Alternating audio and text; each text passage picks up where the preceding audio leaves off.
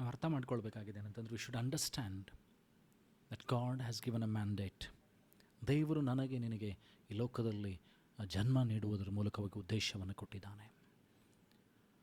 ಆತ್ಮಗಳನ್ನು ರಕ್ಷಿಸುವಂಥದ್ದು ನನ್ನ ನಿನ್ನ ಕರ್ತವ್ಯವಾಗಿದೆ. ಅದು ನನ್ನ ನಿನ್ನ ಕುಟುಂಬದಲ್ಲಿ ಅನೇಕರಿರ್ಬೋದು, ದೇವರ ವಿರುದ್ಧವಾಗಿ ನಡೆದುಕೊಳ್ತಾ ಇರ್ಬೋದು. ಆದರೆ ಅವರಿಗೋಸ್ಕರ ನಾವು ಪ್ರಾರ್ಥಿಸುವಂಥದ್ದು ಮಾತ್ರವಲ್ಲದೆ ನನ್ನ ನಿನ್ನ ವರ್ತನೆ ಅವರನ್ನು ದೇವರ ಬಳಿಗೆ ತರಬೇಕು ಹೊರತು ನನ್ನನ್ನು ನಿನ್ನ ನೋಡಿ ಅವರು ಕ್ರಿಸ್ತನಿಂದ ದೂರ ಹೋಗಬಾರ್ದು. Many A times it happens that people go away from Christ because of us. ನಮ್ಮ ಮೂಲಕವಾಗಿ ಅನೇಕರು ಏನಂತಂದರೆ ದೇವರನ್ನು ಬಿಟ್ಟು ಅವರು ಹೋಗಿಬಿಡ್ತಾರೆ. ಯಾಕಂದರೆ ನಮ್ಮ ಸ್ವಭಾವಗಳು, ನಮ್ಮ ವರ್ತನೆಗಳು ಅದು ಬದಲಾಗಲಿಲ್ಲ. We have not changed.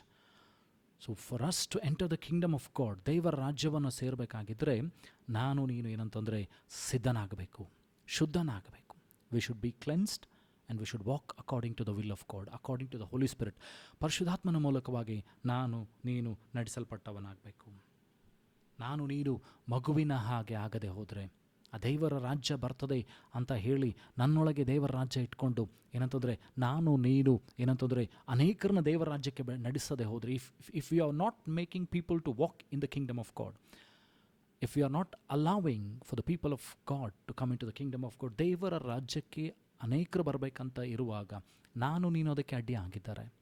ಕರ್ತನನ್ನು ಇವತ್ತು ಕೇಳಿಕೊಳ್ಳೋಣ, ದೇವ್ರ God give an understanding, help me with your holy spirit so that I can change my character. ನನ್ನ ಸ್ವಭಾವಗಳನ್ನು, ಗುಣಗಳನ್ನು ಪರಿಶುದ್ಧಾತ್ಮನ ಮೂಲಕವಾಗಿ ನಾನು ಬದಲಾವಣೆ ಮಾಡಿಕೊಳ್ಳುವಂಥ ವ್ಯಕ್ತಿ ಆಗುವಂತೆ ನನಗೆ ಸಹಾಯ ಮಾಡು ಎಂಬುದಾಗಿ ದೇವರನ್ನು ಕೇಳಿಕೊಳ್ಳೋಣ. ಇವತ್ತು ದೇವರು ರಾಜ್ಯದ ಕುರಿತಾಗಿ ನಾನು ನೀನು ಧ್ಯಾನ ಮಾಡ್ತಾ ಇದ್ದೇವೆ. We are trying to understand what is the kingdom of God. Thy kingdom come, ನಿನ್ನ ರಾಜ್ಯ ಬರಲಿ. ರೋಮಾಪುರದವರು ಬರೆದ ಪತ್ರಿಕೆಯಲ್ಲಿ ಅಲ್ಲಿ 14ನೇ ಅಧ್ಯಾಯ 17ನೇ ವಚನ, ರೋಮನ್ಸ್ ಚಾಪ್ಟರ್ 14 ವರ್ಡ್ಸ್ 17. ಅಲ್ಲಿ ದೇವರ ವಾಕ್ಯ ಹೇಳ್ತದೇನೆಂದರೆ, for the kingdom of God is not meat and drink but righteousness and peace and joy in the Holy ghost.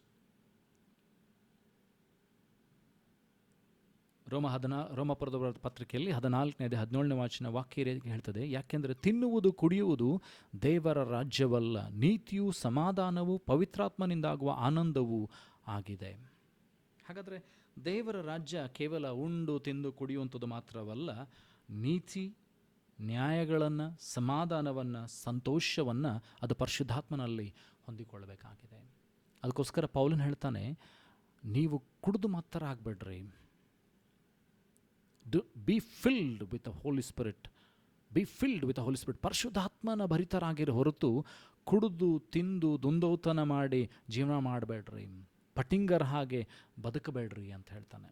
Pal is telling us very clearly, in this world just don't be like a person who drinks, who eats, enjoys his life and dies.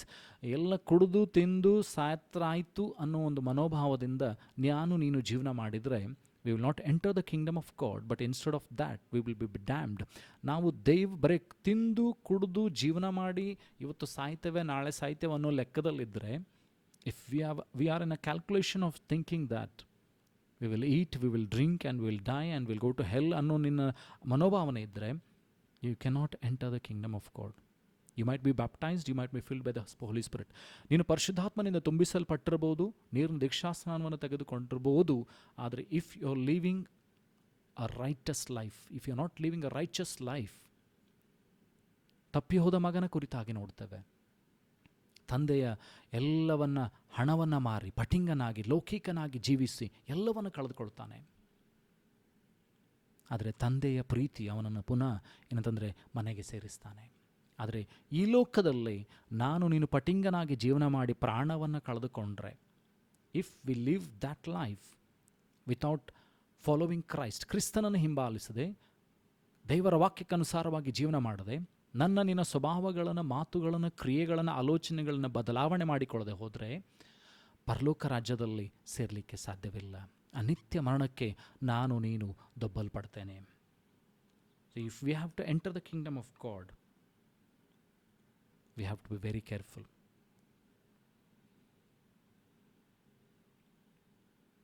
ಒಂದು ಕೊರಿಂಥಗಳ ಪುಸ್ತಕದಲ್ಲಿ 4ನೇ ಅಧ್ಯಾಯ 20ನೇ ವಚನ. 1 Corinthians chapter 4 verse 20. ಒಂದು ಕೊರಿಂಥಗಳ ಪುಸ್ತಕದಲ್ಲಿ 4ನೇ ಅಧ್ಯಾಯ 20ನೇ ವಚನ. For the kingdom of God is not in word but in power. ಒಂದು ಕೊರಿಂಥಗಳ ಪುಸ್ತಕ 4ನೇ ಅಧ್ಯಾಯ ಅಲ್ಲಿ 20ನೇ ವಚನ ಹೇಳ್ತದೆ ಏನಂತಂದರೆ, ದೇವರ ರಾಜ್ಯವು ಮಾತಿನಲ್ಲ ಶಕ್ತಿಯಲ್ಲಿ ಅಡಗಿದೆ.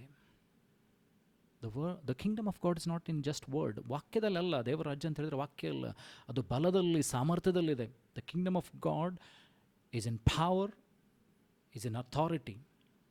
When you say the kingdom of God is in you, you live authoritative life, you live powerful life. ನೀನು ನಿನ್ನಲ್ಲಿ ದೇವರ ರಾಜ್ಯ ಇದೆ ಅಂತ ಹೇಳಿದರೆ ನಿನ್ನಲ್ಲಿ ಒಂದು ಅಧಿಕಾರ ಇದೆ. ಕೇವಲ ಮಾತಲ್ಲ, ನಿನ್ನಲ್ಲಿ ಶಕ್ತಿ ಇದೆ, ದೇವರ ಶಕ್ತಿ ಇದೆ, ಅಧಿಕಾರ ಇದೆ. When you stand for God, ನೀನು ನಂಬಿದರೆ ದೇವರ ಮಹಿಮೆಯನ್ನು ಕಾಣ್ತಿ. If you believe, you will see the glory of God. If you stand for God, he will glorify your name. ನೀನು ದೇವರಿಗೋಸ್ಕರ ನಿಂತ್ಕೊಂಡ್ರೆ ದೇವರು ನಿನ್ನನ್ನು ಮೇಲೆ ಕೆತ್ತಾನೆ.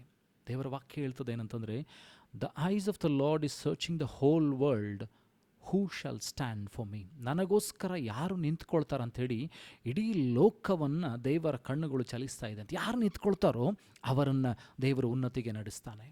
ಇಫ್ ಯು ಸಿ ದಾವೀದನ ಜೀವಿತವನ್ನು ನೋಡುವಾಗ ಗೊಲಿಯಾತನು, ಫಿಲಿಷ್ಟಿಯನಾದಂಥ ಗೊಲಿಯಾತನು ಅವರ ವಿರುದ್ಧವಾಗಿ ಬಂದಿದ್ದಾನೆ, ಇಸ್ರಾಯೇಲರ ವಿರುದ್ಧವಾಗಿ ಬಂದಿದ್ದಾನೆ. ಆದರೆ ದಾವೀದನು ದೇವರಿಗೋಸ್ಕರ ನಿಂತ್ಕೊಳ್ತಾನೆ. David stood for God. And the word of God says, God made Goliath to fall in front of David. ಆ ಗೊಲಿಯಾತನನ್ನು ಏನಂತಂದರೆ ದಾವೀದನ ಮುಂದೆ ಬೀಳುವಂತೆ ದೇವರು ಮಾಡಿದ್ದಾನೆ. ಅದೇ ರೀತಿಯಲ್ಲಿ ನಿನ್ನ ಜೀವಿತದಲ್ಲಿ ಬೆಟ್ಟದಂಥ ಕಷ್ಟಗಳು ಬರ್ಬೋದು, ನಿನ್ನ ಜೀವಿತದಲ್ಲಿ ಏನೆಲ್ಲ ಸಮಸ್ಯೆಗಳು ಬರ್ಬೋದು. ನೀನು ದೇವರಿಗೋಸ್ಕರ ನಿಂತುಕೊಳ್ಳುವಾಗ ದೇವರು ನಿನಗೋಸ್ಕರ ನಿಂತುಕೊಳ್ತಾನೆ. God will stand for us if we stand for God. ದೇವರ ವಾಕ್ಯ ಹೇಳ್ತದೆ, ದೇವರು ನಮಗೋಸ್ಕರ ಇದ್ದರೆ ನಮ್ಮನ್ನು ಎದುರಿಸುವವರು ಯಾರು? If god is for us, who is against us? ಹಾಗಾದರೆ ದೇವರ ರಾಜ್ಯಕ್ಕೋಸ್ಕರ ನಿನ್ನನ್ನು ಸಿದ್ಧ ಮಾಡಿಕೊಳ್ಳೋಣ. ಕೊನೆಯದಾಗಿ 1 ಥೆಸ್ಸಲೋನಿಯದವರು ಬರೆದ ಪತ್ರಿಕೆಯಲ್ಲಿ 2ನೇ ಅಧ್ಯಾಯ 12ನೇ ವಚನ. 1 Thessalonians chapter 2 verse 12. That ye would walk worthy of God who hath called you unto his kingdom and glory. 1 ಥೆಸ್ಸಲೋನಿಯದವರು ಬರೆದ ಪತ್ರಿಕೆಯಲ್ಲಿ 2ನೇ ಅಧ್ಯಾಯ 12ನೇ ವಚನ. ಧೈರ್ಯಪಡಿಸುತ್ತಾ ತನ್ನ ರಾಜ್ಯದಲ್ಲಿ ಮತ್ತು ಆತನ ಮಹಿಮೆಯಲ್ಲಿ ಪಾಲುಗಾರರಾಗುವುದಕ್ಕಾಗಿ ಕರೆಯುವ ದೇವರಿಗೆ ತಕ್ಕ ಹಾಗೆ ಯೋಗ್ಯರಾಗಿ ನೀವು ಜೀವಿಸಬೇಕೆಂದು ವಿಧಿಸಿದ್ದೇವೆಂಬುದು ನಿಮಗೆ ತಿಳಿದಿದೆ. Here Paul is telling to the church of Thessalonians. ಇಲ್ಲಿ ಪೌಲನು ಥೆಸ್ಸಲೋನಿ ಸಭೆಗೆ ಹೇಳ್ತಾ ಇದ್ದಾನೆ, ದೇವರಿಗೆ ಯೋಗ್ಯರಾಗಿಯೂ ಆತನ ಮಹಿಮೆಯಲ್ಲೂ ರಾಜ್ಯದಲ್ಲೂ ಪಾಲುಗಾರಾಗೋದಕ್ಕಾಗಿ ದೇವರು ನಿಮ್ಮನ್ನು ಕರೆದಿದ್ದಾನೆ. ಅದಕ್ಕೆ ಯೋಗ್ಯರಾಗಿ, ಅದಕ್ಕೆ ತಕ್ಕ ಹಾಗೆ ಜೀವಿಸಿರಿ ಎಂಬುದಾಗಿ. So our responsibility is to walk worthy for the kingdom of God. To walk worthy for the kingdom of God. ನಮ್ಮನ್ನು ದೇವರಿಗೆ ಸಮಯದಲ್ಲಿ ಒಪ್ಪಿಸಿಕೊಡೋಣ. ವಾಕ್ಯದ ಮುಂದೆ ತಗ್ಗಿಸಿಕೊಳ್ಳೋಣ. ದೇವರು ನಿನ್ನ ಸಂಗಡ ಮಾತನಾಡಬೇಕಾಗಿದೆ. ಆತನು ಮಾತನಾಡಿದ್ದಾನೆ. ಇದುವರೆಗೂ ದೇವರು ನಡೆಸಿದ್ದಾರೆ.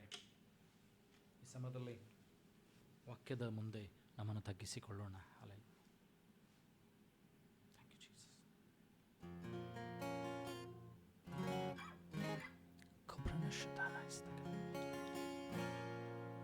ಅಲೆಗಳ ಮಧ್ಯದಿ ನೀನಿಲ್ಲು ಎಂದವನೇ, ನೀನೇ ನನ್ನ ಸತ್ವ, ನನ್ನ ನಂಬಿಕೆ ನೀನೇ. ಅಲೆಗಳ ಮಧ್ಯದಿ ನೀನಿಲ್ಲು ಎಂದವನೇ, ನೀನೇ ನನ್ನ ಸತ್ವ, ನನ್ನ ನಂಬಿಕೆ ನೀನೇ. ಕಳೆದ ದಿನವೆಲ್ಲ ನೀ ನನ್ನೊಂದಿಗಿದ್ದಿ, ಎಂದಿಗೂ ನನ್ನ ಜೊತೆಯಲ್ಲೇ ಇರುವೆ. ಮುಂಬರುವ ದಿನಗಳಲ್ಲಿ ಜೊತೆಗಿರುವೆ. ಎದುರು ಬರುವ ಅಲೆಗಳಲ್ಲಿ ನೀನೇ ನನ್ನ ಆರ್ಭಟಿಸೋ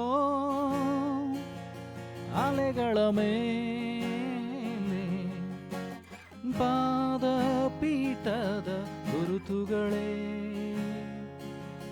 ಎದುರು ಬರುವ ಅಲೆಗಳಲ್ಲಿ ನೀನೇ ನನ್ನ ಬಲವಾದೆ. ಆರ್ಭಟಿಸೋ ಅಲೆಗಳ ಮೇಲೆ ನಿನ್ಪಾದ ಪೀಠದ ಗುರುತುಗಳೇ. ರೋಗವೇ ನಿನ್ನಾಳ್ವಿಕೆ ಮುಗಿಯಿತು, ನನ್ಮೇಲೆ ನಿನ್ನಾಳ್ವಿಕೆ ಮುಗಿಯಿತು ಹೇಳುವ. ರೋಗವೇ ನಿನ್ನ ತಲೆಬಾಗಿತು, ರೋಗವೇ ನಿನ್ನ ತಲೆಯೂ ಬಾಗಿತು, ನನ್ಮೇಲೆ ನಿನ್ನಾಳ್ವಿಕೆ ಮುಗಿಯಿತು. ನನ್ನನ್ನು ಎದುರಿಸುವಂತಹ ಯಾವ ಆಯುಧ ಫಲಿಸದು.